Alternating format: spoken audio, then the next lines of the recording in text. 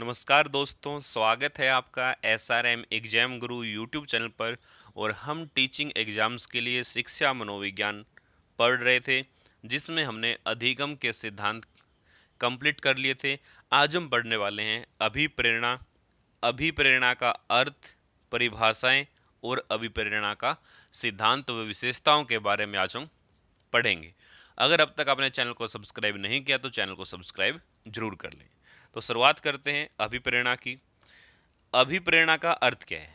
अभिप्रेरणा अंग्रेजी शब्द मोटिवेशन का हिंदी रूपांतरण है और जिसका अर्थ क्या होता है? प्रोत्साहन। प्रोत्साहन जिसका अर्थ होता है। और मोटिवेशन लैटिन भाषा के मोटेम शब्द से बना है और मोटेन का अर्थ क्या होता है? टू मूव, यानी कि मोशन, गति करना जिसका अर्थ होता है। अतः कार्य को गति करना ही, कार्य का गति करना ही क्या है? अभिप्रेरणा है।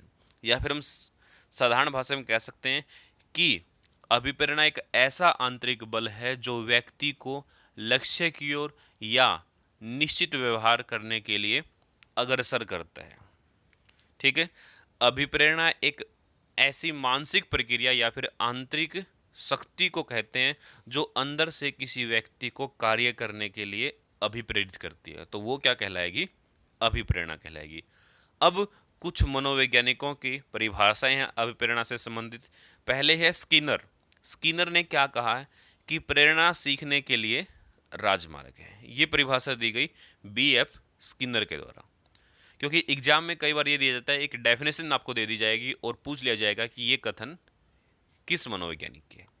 दूसरा है क्रेंच एवं क्रेंचफील्ड के अनुसार अभिप्रेरणा हमारे क्यों का उत्तर देती है।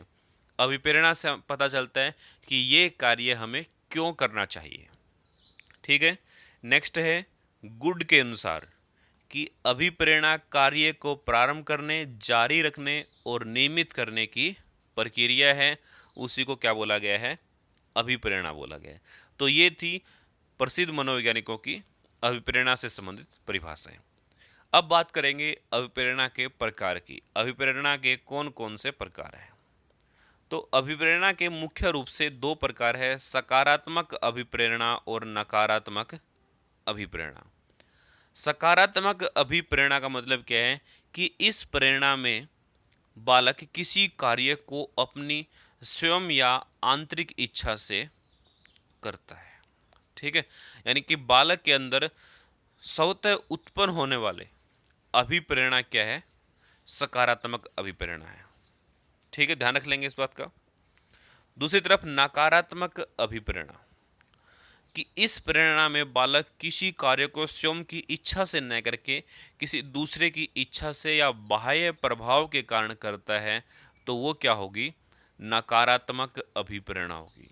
यानी कि बालक में बाह्य रूप से उत्पन्न होने वाली अभिप्रेरणा नकारात्मक अभिप्रेरणा होती है। जैसे शिक्षक कक्षा में वाद विवाद करता है, वो किसी कार्यक्रम का आयोजन करता है, तो वो क्या है? वो एक सकारात्मक अभिप्रेरणा होगी अगर उससे बच्चे कुछ सीखते हैं तो। दूसरी तरफ अगर पुरस्कार, दंड या भय के द्वारा हम कोई कार्य करते हैं तो वो क्या है? नकारात्मक अभिप्रेरणा में शामिल किया जाएगा। ध्यान रख लेंगे। तो ये थे अभिप्रेरणा के मुख्य रूप से दो प्रकार। सकारात्मक प्रेरणा से किसी कार्य को करने पर संतोष मिलता है, संतुष्टि होती है।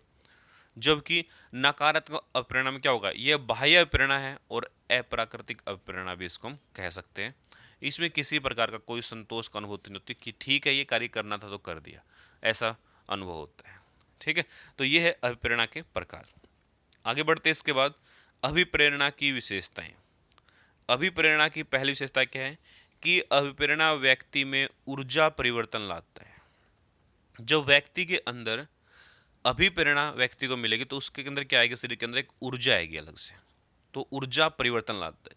जब हम हमारे सामने वैकेंसी होती है, एग्जाम होने वाला, तो अंदर से हम लोग मोटिवेट होते हैं कि ये एग्जाम हमें क्वालिफाई करना। तो वह क्या है?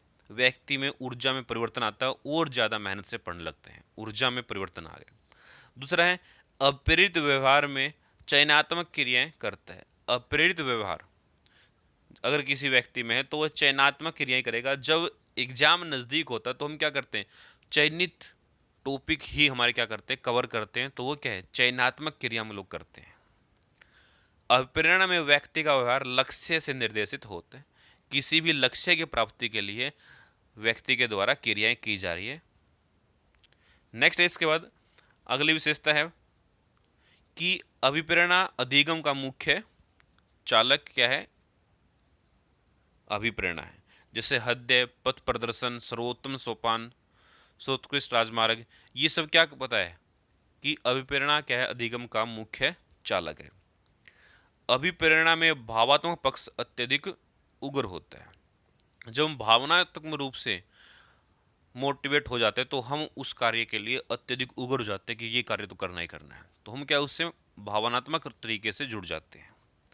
नेक्स्ट है कि अभिप्रेरणा शिक्षार्थियों के आंतरिक अवस्था को कहा जाता है।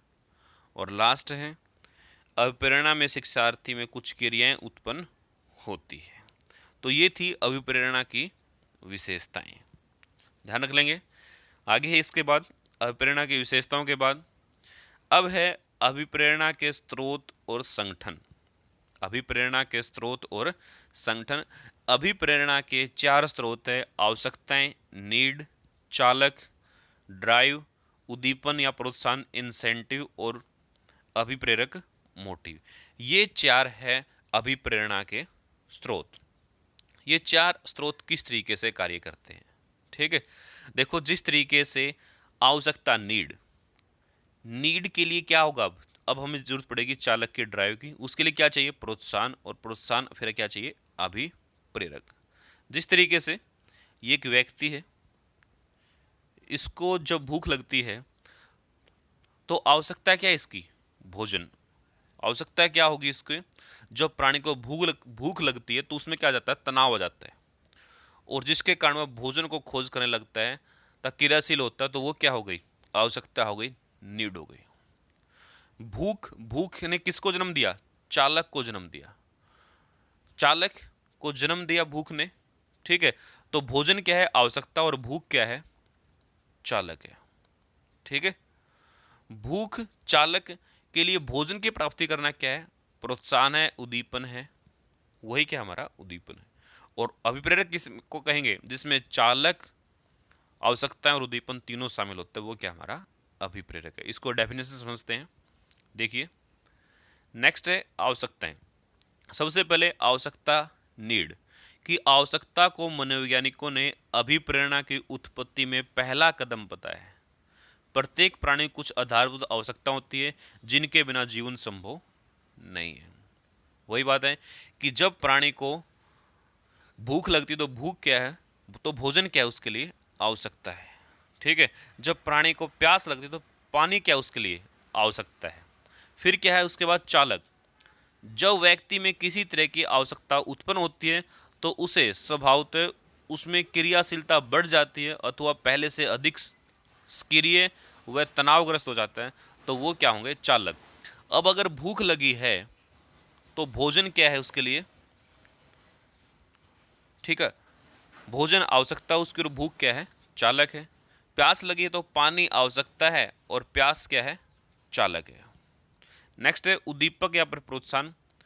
उद्दीपन द्वारा आवश्यकता की पूर्ति होती है, और आवश्यकता उत्पन्न होने के कारण चालक की उत्पत्ति, जिस वस्तु से वह आवश्यकता पूर्ण होती है वह क्या है, उद्दीपन, ठीक है।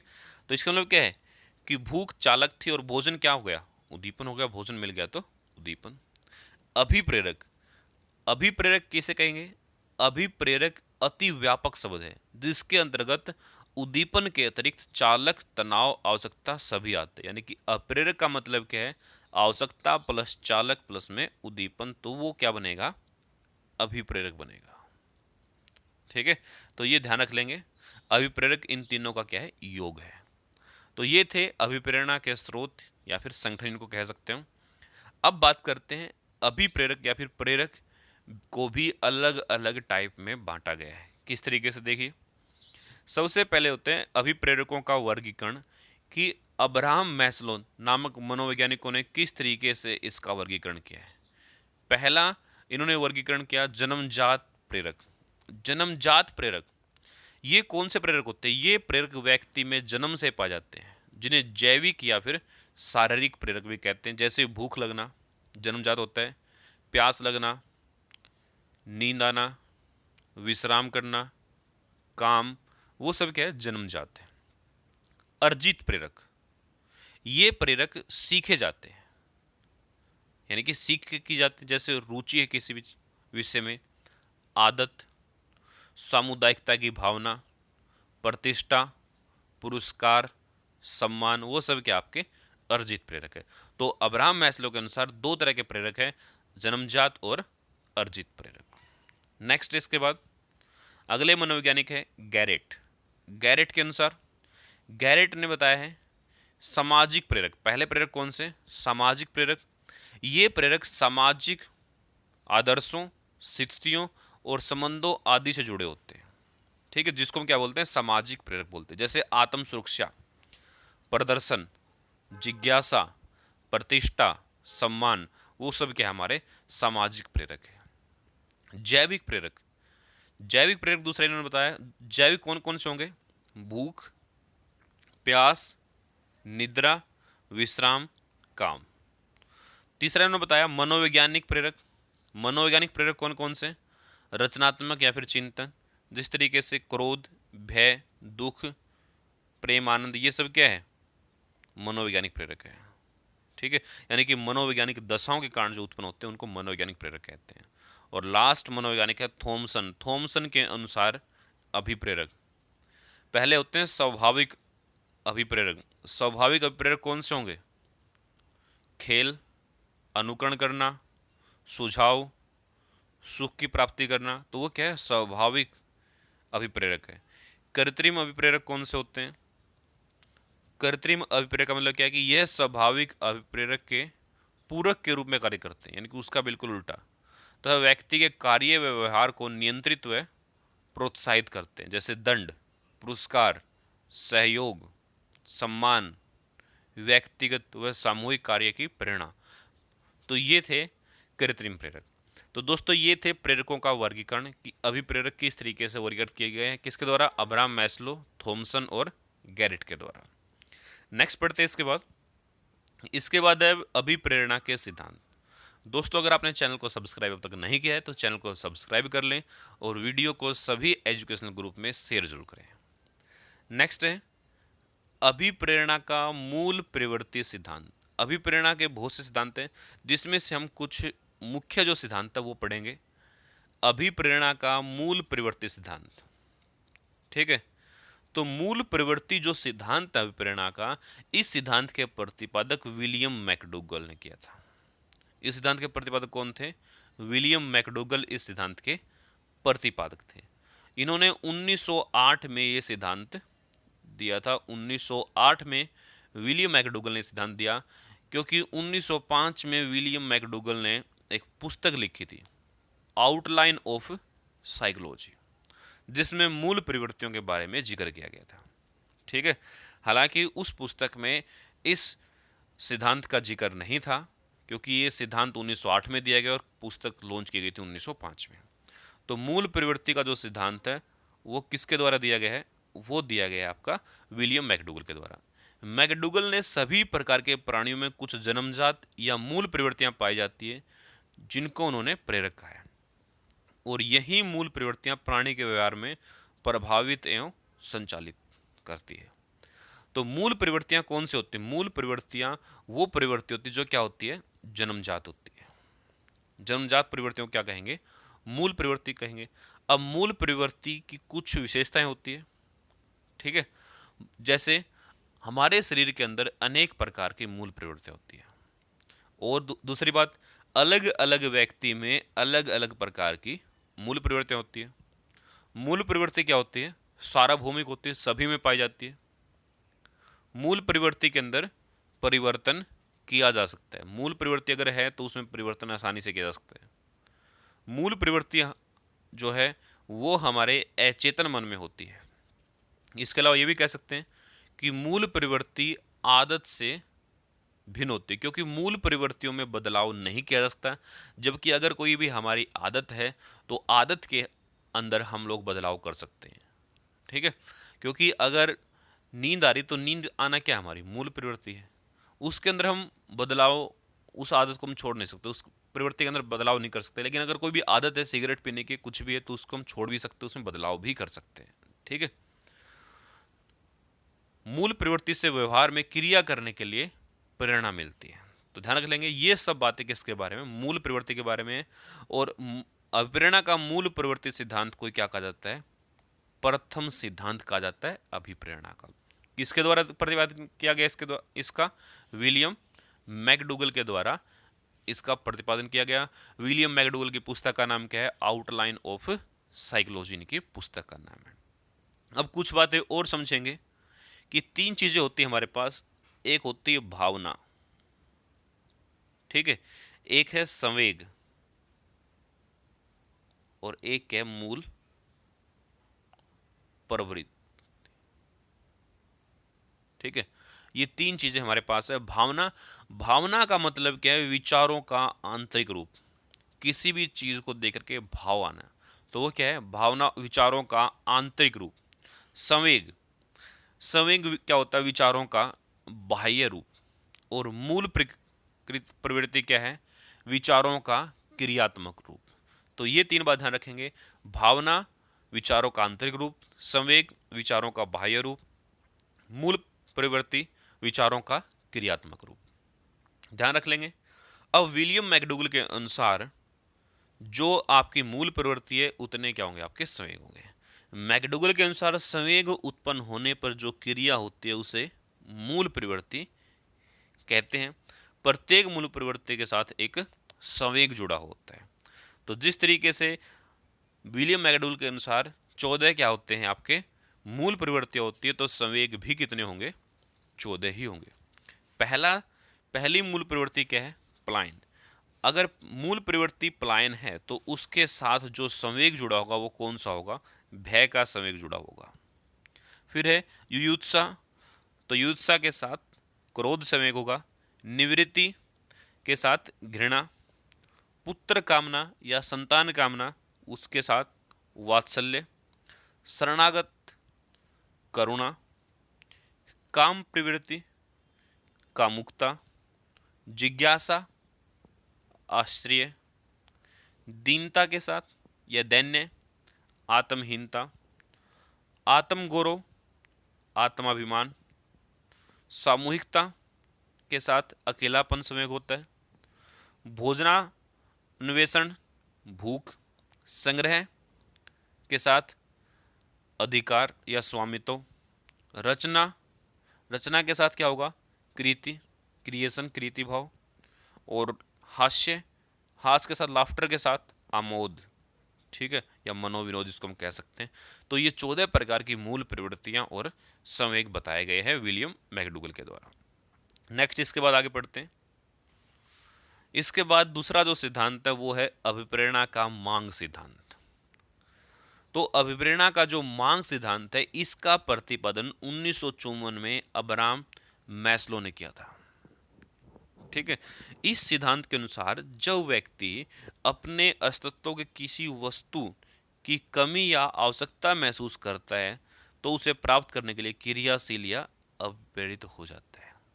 ठीक है, या फिर सिंपल भाषा में कह सकते हैं कि मनुष्य अपनी मांगों या आवश्यकताओं से क्रिया के लिए अभिप्रेरित होता है। वही क्या है, अभिप्रेरणा की मांग का सिद्धांत है या फिर आवश्यकता का सिद्धांत है। तो इन्होंने 4 प्रकार की मांग बताई है। पहली कौन सी है, शारीरिक आवश्यकता होती है पहले। फिर कैसी आवश्यकता होगी, फिर होगी सुरक्षा की आवश्यकता। इसको नीचे से ऊपर की तरफ पढ़ेंगे। पहली आवश्यकता है शारीरिक आवश्यकता, फिर सुरक्षा की आवश्यकता, उसके बाद सामाजिक आवश्यकता, फिर अहम यानी कि सम्मान की आवश्यकता, और उसके बाद आत्म संतुष्टि की आवश्यकता। पहले क्या चाहिए व्यक्ति को, शारीरिक आवश्यकता चाहिए, पहले उसके शरीर की आवश्यकता पूरी होनी चाहिए। फिर दूसरे नंबर पर क्या चाहिए, सुरक्षा चाहिए व्यक्ति को, कि सुरक्षा की आवश्यकता उसकी पूरी हो। जब सुरक्षा की आवश्यकता पूरी हो जाती है तो उसके बाद चाहता व्यक्ति कि सामाजिक रूप से क्या हो, उसकी आवश्यकता हो, जो समाज में उसका है योगदान, उस समाज में व्यक्ति योगदान देना चाहता है, समाज में उसका योगदान हो। उसके बाद अहम आवश्यकता, समाज में उसको क्या चाहिए, अब सम्मान चाहिए, तो अहम की आवश्यकता। आत्म संतुष्टि की आवश्यकता, और लास्ट में क्या चाहिए उसको, आत्म संतुष्टि चाहिए। तो ये है आपके अभिप्रेरणा का मार्ग सिद्धांत, जो किसके द्वारा दिया गया, 1954 में अब्राहम मैस्लो के द्वारा दिया गया। अगला सिद्धांत पढ़ते हैं। अगला सिद्धांत है मनोविश्लेषणात्मक सिद्धांत। मनोविश्लेषणात्मक सिद्धांत, इस सिद्धांत के प्रतिपादक कौन है, सिगमंड फ्राइड इस सिद्धांत के प्रतिपादक है कि इनके अनुसार अभिप्रेरणा के मुख्य कारक मूल प्रवृत्ति तथा अचेतन मन माना जाता है। अभिप्रेरणा के कारण मूल प्रवृत्ति और क्या माना जाता है, अचेतन मन माना जाता है। इन्होंने 3 तरह के मन बताए हैं, अचेतन मन, अर्धचेतन मन और चेतन मन। क्योंकि 90% जो चीज़ें होती है वो कहाँ पे होती है, अचेतन मन के अंदर ही होती है। सिगमंड फ्राइड ने 2 आधारभूत मूल प्रवृत्तियों, प्रथम जीवन मूल प्रवृत्ति और द्वितीय मृत्यु मूल प्रवृत्ति को व्यवहार का प्रमुख अभिप्रेरणात्मक स्रोत माना है। ठीक है, जैसे हमारे सुख का कोई भी नियम है या फिर हमारी दमित कोई भी इच्छा है, तो वो कहाँ पर होगी, वो होगी हमारे अचेतन मन के अंदर। ठीक है, तो ध्यान रख लेंगे। नेक्स्ट है इसके बाद अभिप्रेरणा का प्रणोद न्यूनता का सिद्धांत। इस सिद्धांत का प्रतिपादन सन 1943 में क्लार्क हल ने किया था। किसके द्वारा किया गया, क्लार्क हल के द्वारा किया गया। इनके अनुसार प्रत्येक व्यक्ति में जैविकीय प्रणोद होते हैं। जैविकीय प्रणोद मतलब जो जन्म से हमारे अंदर होते हैं, जिसके कारण व्यक्ति क्रियाशील रहता है, उसको हमने क्या बोला है, प्रणोद न्यूनता का सिद्धांत का है। ठीक है, तो ध्यान रख लेंगे। ये थे अभिप्रेरणा के मुख्य सिद्धांत। दोस्तों, अगर आपको वीडियो अच्छी लगी तो वीडियो को आप लोग लाइक करें, कमेंट करके बताएं कौन सा पार्ट आपको अच्छा लगा। अगर कोई कमी है तो वो भी बताएं।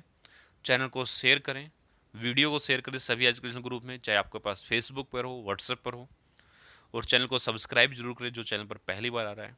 इस वीडियो का PDF हम लोग डाउनलोड कर सकते हैं SRM एग्जाम गुरु टेलीग्राम चैनल से, जहाँ पे आपको सभी नोट्स, सभी PDF वहाँ से मिल जाएंगे। तो थैंक यू दोस्तों, जय हिंद, जय भारत।